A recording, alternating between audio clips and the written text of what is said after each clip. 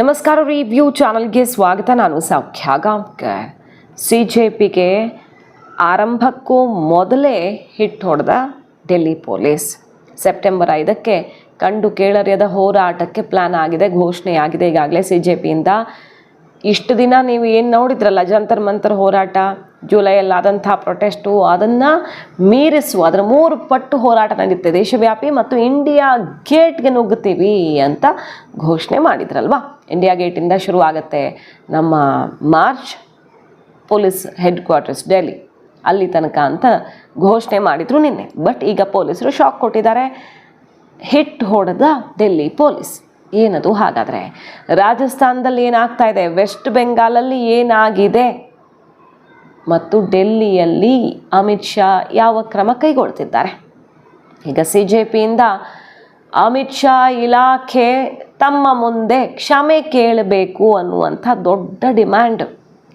ಅಮಿತ್ ಶಾ ಒಪ್ಕೊಳ್ತಾರಾ ಇದಕ್ಕೆ? ಇದು ಒಪ್ಪಿಕೊಳ್ಳದಿದ್ರೆ ದೇಶವ್ಯಾಪಿ ದೊಡ್ಡ ಹೋರಾಟ.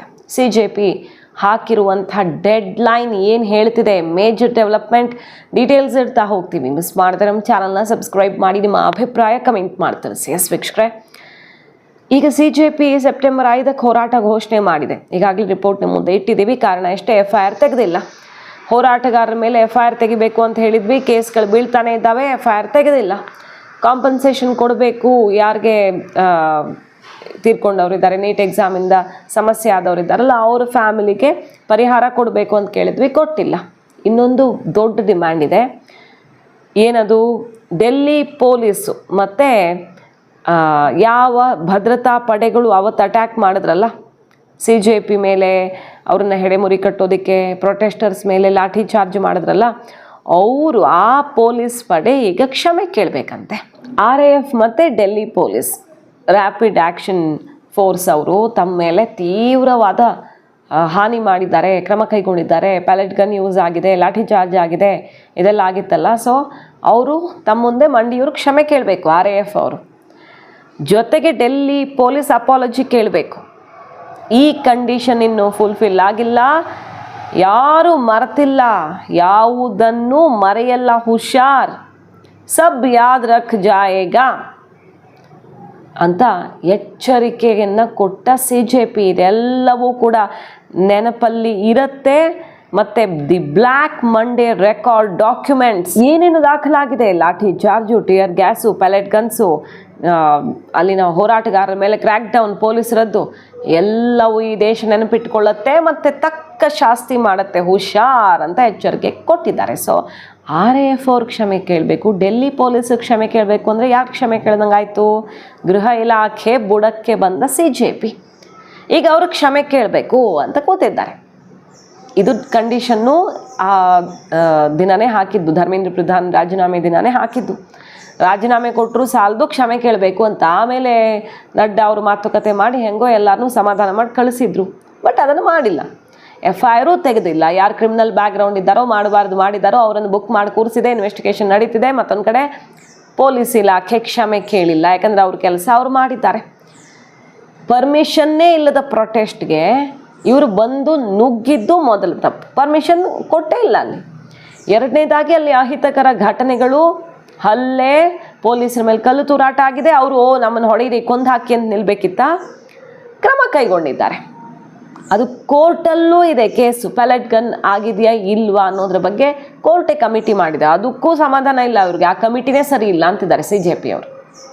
ಕೋರ್ಟ್ ಮಾಡಿರೋ ಕಮಿಟಿನೇ ಸರಿ ಇಲ್ಲ. ಸುಪ್ರೀಂ ಕೋರ್ಟಲ್ಲಿ ಏನು ಚರ್ಚೆ ಆಗ್ತಿದೆಯಲ್ಲ, ಅಂದರೆ ವಿಚಾರಣೆ ಹಂತದಲ್ಲಿದೆಯಲ್ಲ, ಅದು ಕೂಡ CJP ನುಂಗಲಾರ್ದು ತುತ್ತಾಗಿದೆ. ಅದಕ್ಕೂ ಒಪ್ಕೊಳ್ತಿಲ್ಲ ಇವರು. ಸೊ ಈಗ ಗೃಹ ಸಚಿವರೇ ಕ್ಷಮೆ ಕೇಳ್ದಂಗಾಯಿತು. ಪೊಲೀಸ್ ಇಲಾಖೆ ಈ ಜಿರಳೆಗಳ ಮುಂದೆ ಮಂಡಿ ಊರಬೇಕು ಅಂದರೆ ಇದೆಲ್ಲ ಇವ್ರ ಡಿಮ್ಯಾಂಡ್. ಬಟ್ ಡೆಲ್ಲಿ ಪೊಲೀಸ್ ಈಗ ಹಿಟ್ ಹೊಡೆದಿದ್ದಾರೆ. ಡೆಲ್ಲಿಗೆ ನೋ ಎಂಟ್ರಿ. ಡೆಲ್ಲಿಯಲ್ಲಿ ಈಗ 163 ಪ್ರೊಹಿಬಿಟರಿ ಆರ್ಡರು ಜಾರಿಯಲ್ಲಿದೆ. ಹಾಗಾಗಿ ಎಂಟ್ರಿ ಇಲ್ಲವೇ ಇಲ್ಲ. ಮೊದಲನೇದಾಗಿ CJP ಅವರು ಘೋಷಣೆ ಮಾಡಿದ್ದಾರೆ, ಪರ್ಮಿಷನ್ ಇನ್ನೂ ಕೇಳೇ ಇಲ್ಲ ಅವರು. ಎರಡನೇದಾಗಿ ಕೇಳಿದ್ರು ಅಲ್ಲೆಲ್ಲೂ ಡೆಲ್ಲಿಲಿ ಕೊಡೋಕ್ಕಾಗಲ್ಲ. ಸೆಕ್ಷನ್ 163 ಆಫ್ ಭಾರತೀಯ ನಾಗರಿಕ ಸುರಕ್ಷಾ ಸಂಹಿತ ಜಾರಿಯಲ್ಲಿದೆ. ಆಲ್ರೆಡಿ ಅಲ್ಲಿ ಎಕ್ಸಿಸ್ಟಿಂಗ್ ಈಗ 163 ಪ್ರೊಹಿಬಿಟರಿ ಆರ್ಡರ್ಸು. ಅದಿದ್ದಾಗ ಹೆಂಗೆ ನ್ಯೂ ಡೆಲ್ಲಿಯ ಯಾವುದೇ ಡಿಸ್ಟ್ರಿಕ್ಟ್ ಏರಿಯಾದಲ್ಲಿ ಇಂಡಿಯಾ ಗೇಟ್ ಅಂತೂ ಈ ಸೆಕ್ಷನ್ ಬಿದ್ದಿರೋ ಜಾಗದಂಡರೇ ಬರುತ್ತೆ, ಸಾಧ್ಯನೇ ಇಲ್ಲ, ಅಲ್ಲಿ ಬರೋಕ್ಕೆ ಬಿಡಲ್ಲ. ಸೊ ಡೆಲ್ಲಿಗೆ ನೋ ಎಂಟ್ರಿ ಅನ್ನೋದನ್ನು ಕ್ಲಿಯರ್ ಮಾಡಿದ ಡೆಲ್ಲಿ ಪೊಲೀಸ್. ಇವರು ಪರ್ಮಿಷನ್ ಕೇಳೋಕ್ಕಿಂತ ಮುಂಚೆನೇ ಕ್ಲಿಯರ್ ಮಾಡಿದೆ, ನಿಮ್ಗೆ ಅಷ್ಟೆಲ್ಲ ಬೇಕಂದರೆ ರಾಮ್ಲೀಲಾ ಮೈದಾನದಲ್ಲಿ ಮಾಡ್ಕೊಳ್ಬೋದು. ಹೋರಾಟ ಮಾಡೋದಕ್ಕೆ ಈಗ ಜಂತರ್ ಮಂತರ್ಗೆ ಅಲ್ಲಿ ಅವಕಾಶ ಮಾಡಿಕೊಡ್ಲಾಗಿತ್ತು.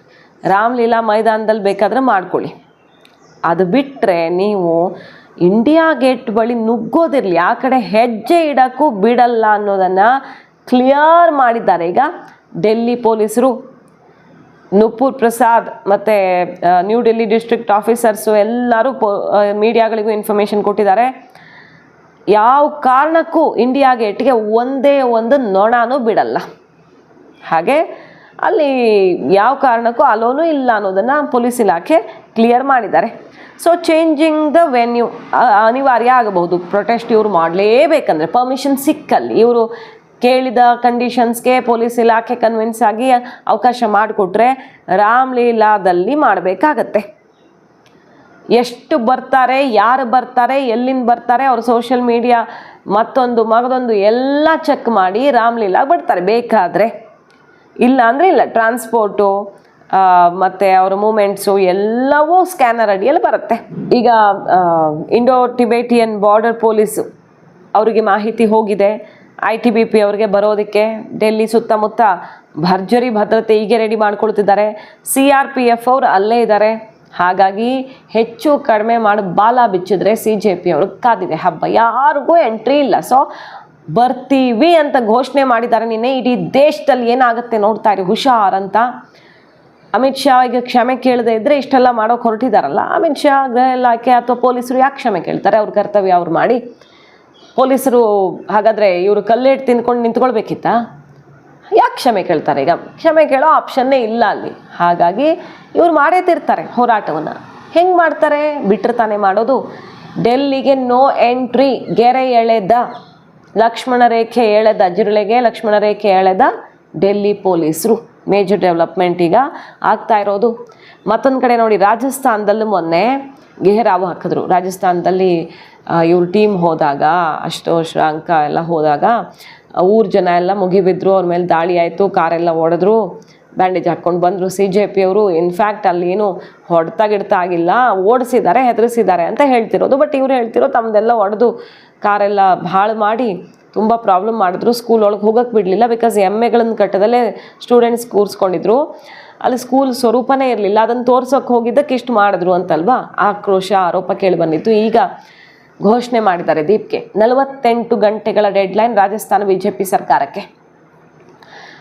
48 ಗಂಟೆಗಳಲ್ಲಿ ಅದು ಯಾರು CJP ಮೇಲೆ ದಾಳಿ ಮಾಡಿದಾರೋ ಅವ್ರು ಅರೆಸ್ಟ್ ಆಗಬೇಕು, ಅವ್ರ ಮೇಲೆ ಕ್ರಮ ಆಗಬೇಕು. ನಾವು ಏನು ಸ್ಕೂಲ್ ಠೀಕ್ ಕರೋ ಕೇಳ್ತಿದ್ದೀವೋ ಅದು ಮಾಡಿ ತೋರಿಸ್ಬೇಕು. 48 ಗಂಟೆ ಒಳಗಡೆ ಆಗಲಿಲ್ಲ ಅಂದರೆ ದೀಪ್ಗೆ ಆ ಸ್ಕೂಲ್ ಹೊರಗಡೆ ಹೋಗಿ ಕೂರ್ತಾರೆ. ಅಲ್ಲಿ ಗೂಂಡಾಗಳು ಬಂದರು, BJP ಅವರು ಬಂದವರು, ಊರವರು ಅಂತ ಮುಖವಾಡ ಹಾಕ್ಕೊಂಡು. ಸೊ ಎಲ್ಲರಿಗೂ ಬುದ್ಧಿ ಕಲಿಸ್ತೀವಿ, ಅಲುಗಾಡಿಸೋದಕ್ಕೆ, ರಾಜಸ್ಥಾನ ಸರ್ಕಾರವನ್ನು ಶೇಕ್ ಮಾಡೋದಕ್ಕೆ ಈಗ ದೀಪ್ಗೆ 48 ಗಂಟೆಗಳ ಡೆಡ್ ಲೈನ್ ಕೊಟ್ಟಿರೋದು. ಸೊ ರಾಜಸ್ಥಾನ BJP ಸರ್ಕಾರವನ್ನು ಹಿಡ್ಕೊಂಡಿದೆ CJP. ಈ ಸ್ಕೂಲ್ ಅವ್ಯವಸ್ಥೆ ಇಡೀ ದೇಶದಲ್ಲಿದೆ, ಅದರಲ್ಲಿ ಡೌಟೇ ಇಲ್ಲ. ದೀಪ್ಗೆ ರಾಜಸ್ಥಾನಕ್ಕೆ ಹೋದರೂ ಸಿಗತ್ತೆ, ಇನ್ನೊಂದು ರಾಜ್ಯಕ್ಕೆ ಹೋದರೂ ಸಿಗತ್ತೆ. ತುಂಬ ಹಳ್ಳಿ ಶಾಲೆಗಳು, ಗೌರ್ಮೆಂಟ್ ಸ್ಕೂಲ್ಗಳು ಅತ್ಯಂತ ದುಸ್ಥಿತಿಯಲ್ಲಿ ದುಸ್ತರವಾಗೇ ಇರೋದು. ಖಂಡಿತ ಸರಿ ಮಾಡೋದಾದರೆ ಎಲ್ಲರೂ ಸೇರಿಕೊಂಡು ಸರಿ ಮಾಡಲಿ, ಅದೊಂದು ಒಳ್ಳೆಯದೇ. ಆದರೆ BJP ಆಡಳಿತದ ರಾಜ್ಯಗಳೇ CJPಯ ಟಾರ್ಗೆಟ್ ಆಗ್ತಿದೆ ಅನ್ನೋದು ಇಲ್ಲಿಗ ಆಕ್ರೋಶ ಮತ್ತು ಚರ್ಚೆಗೆ ಕಾರಣ ಆಗಿರೋ ವಿಷಯ.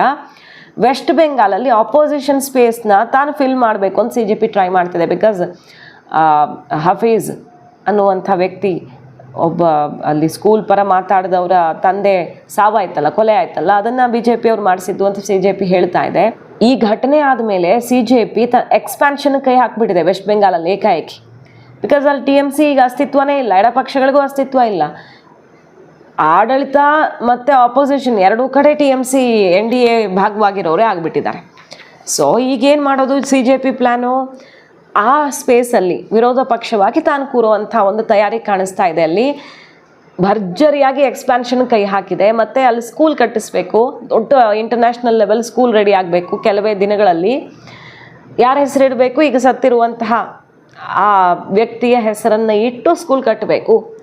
ಇಲ್ಲವಾದಲ್ಲಿ ಸುವೇಂದು ಅಧಿಕಾರಿ ಸರ್ಕಾರಕ್ಕೆ ತಕ್ಕ ಶಾಸ್ತಿ ಮಾಡ್ತೀವಿ ಅಂತ ಅಲ್ಲಿ ಎಂಟ್ರಿ ಕೊಟ್ಟಿದ್ದಾರೆ.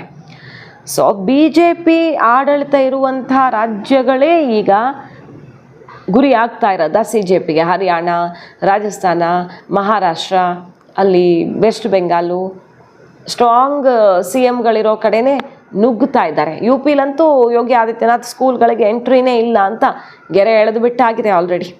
ಅದು ಹೆಂಗೆ ಬರ್ತೀರಿ ನೀವು ಪರ್ಮಿಷನ್ ಇಲ್ಲದೆ UP ಸ್ಕೂಲ್ಗೆ ಕಾಲಿಡಿ ನೋಡೋಣ ಅಂತ ಗೆರೆ ಎಳೆದಿದ್ದಾರೆ. ಅದಾದಮೇಲೆ ರಾಜಸ್ಥಾನದಲ್ಲೂ ಅದೇ ಆರ್ಡರ್ ಹೊರಡಿಸಿದ್ದಾರೆ. ಸೊ ಈಗ CJP ನೆಕ್ಸ್ಟ್ ಸ್ಟೆಪ್ ತಗೊಂಡಿದೆ. ಸ್ಕೂಲ್ ಠೀಕ್ ಕರೋ ಮೂಲಕ ಇಡೀ ದೇಶದಲ್ಲಿ ಸಂಚಲನ ಸೃಷ್ಟಿ ಮಾಡ್ತೀವಿ, BJP ಆಡಳಿತದ ಎಲ್ಲ ಹುಳುಕುಗಳನ್ನು ಹೊರಗಡೆ ತರ್ತೀವಿ ಅಂತ. ಮತ್ತೊಂದು ಕಡೆ ಡೆಲ್ಲಿಯ ಹೋರಾಟ ಸೆಪ್ಟೆಂಬರ್ 5ಕ್ಕೆ ಇದುವರೆಗೆ ಕಂಡು ಕೇಳರಿಯದ್ದು. ಶಾಂತಿಯುತವಾಗಿ ಮಾಡ್ತೀವಿ, ಬಟ್ ನೋಡ್ತಾ ಇರಿ ದೇಶದಲ್ಲಿ ಏನಾಗುತ್ತೆ ಅಂತ ಎಚ್ಚರಿಕೆ ಕೊಟ್ಟಿದ್ರು. ಪೊಲೀಸರು ಅದಕ್ಕೀಗ ಮದ್ದಾಡ್ತಿದ್ದಾರೆ. ಕಾದ್ ನೋಡೋಣ. ಮಾಹಿತಿ ಇಷ್ಟ ಆಗಿದ್ರೆ ಮಿಸ್ ಮಾಡದೆ ನಮ್ಮ ಚಾನಲ್ನ ಸಬ್ಸ್ಕ್ರೈಬ್ ಮಾಡಿ, ನಿಮ್ಮ ಅಭಿಪ್ರಾಯ ಕಮೆಂಟ್ ಮಾಡಿ ತಿಳಿಸಿ. Thank you.